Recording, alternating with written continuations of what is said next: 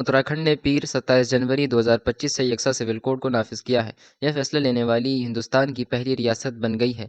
ताहम जमीयत उलमा हिंद ने इस फैसले की मुखालिफत करते हुए इसे अदालत में चैलेंज करने का ऐलान किया है। जमीयत उलमा हिंद के सदर मौलाना अरशद मदनी ने कहा है कि शरीयत और मजहब के खिलाफ कोई कानून मंजूर नहीं किया जाएगा। उन्होंने सवाल उठाया कि अगर दर्ज फहरिस्त कबाइल को दस्तूरी बिल से इस्तिस्ना दिया जा सकता है तो मुसलमान को क्यों नहीं। यकसा सिविल कोड के नाम पर इम्तियाजी सलूक क्यों किया जा रहा है। मदनी ने यूसीसी को इम्तियाजी करार देते हुए कहा, यह कानून शहरियों की मजहबी आज़ादी पर हमला करता है और मुकम्मल तौर पर इम्तियाजी है।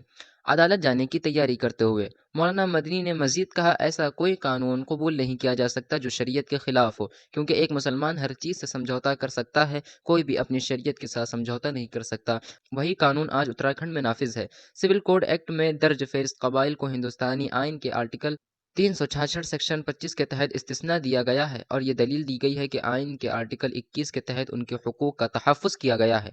जमीयत ने ऐलान किया है कि वो उत्तराखंड में यूसीसी को नाफिज करने के फैसले के खिलाफ नैनीताल हाई कोर्ट और सुप्रीम कोर्ट से रुजू करेंगे।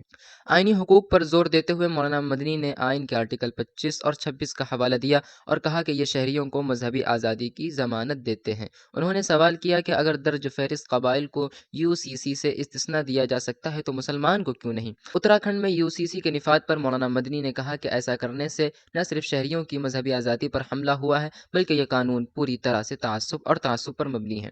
जमीयत इस कानून के इस पहलू पर भी गौर करेगी कि क्या किसी रियासती हुकूमत को ऐसा कानून बनाने का हक है।